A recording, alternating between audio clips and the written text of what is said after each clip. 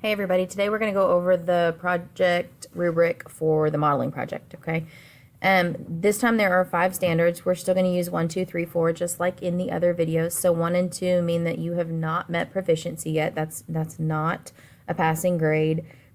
When you get to number 3, that means you have made a passing grade, but that's probably like a 60 to 70%. So you're going to need to be real cautious. If you have any 2s whatsoever, then you cannot get a passing grade if you have all other 3s. And then 4s are outstanding, all right? So that just means you've done a really, really great job.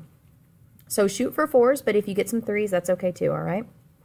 Okay, so let's talk about this. So when we look at the standards for modeling, we are really looking for you to be able to appropriately use mathematical models to solve problems. So what does that mean? That means taking anything that you're interested in and making the decision whether or not it's possible using some math, basically. This is the one that occurs all over the place. We've watched a lot of CNN 10 lately, and so you see a lot of different project ideas for this section right here. This you get to be real creative with, okay? Building the wall goes really easily under here, and I'll talk about building the wall with these standards since that's the one that we've heard so much in the news about lately, okay? All right, so here we go. Number 1 says, show you know what a solution means and can point out when too little information is given to completely solve the problem. So this one, that's not the way it's worded in the actual standards, but I changed it so that it made a little bit more sense. So in your project, you need to make sure that you show that you know what a solution means. So don't just tell me that the answer is 52, right? Or in the case of the wall, that the answer is $5.8 billion. You need to tell me that you understand what that 5.8 billion actually means. So in order to do that, you would have to break it down between labor and material costs and stuff like that, okay?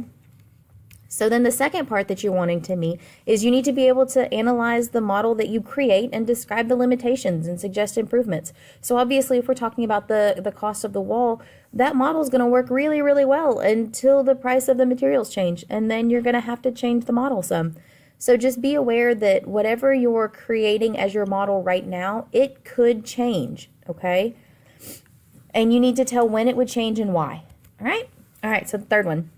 Use models created, with spreadsheets to identify patterns, estimate solutions, and tell how changing numbers would impact the results. So we're going to work a little bit. I'm going to put a video up on how to create some formulas in Google Sheets so that you're successful in this component of the modeling project.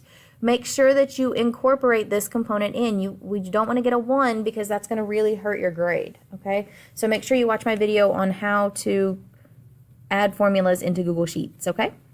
All right, so the next one is use models to make decisions about purchases. So whatever your model is, you need to be purchasing something with it. So we've talked about a lot of different models and what it could be. So you need to be really cautious about whatever you decide as this project that you could make some purchases using your model, okay? And I put house, vehicle, materials.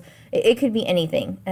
You tell me what your modeling project is, and I'll tell you whether or not there is a purchase involved in it somehow or another, okay? And last, create and use models for data with multiple sources to answer questions and make decisions.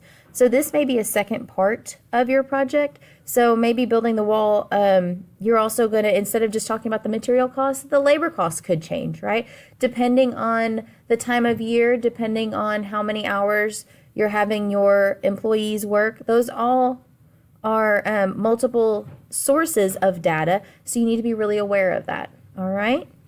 That's all I have for you today.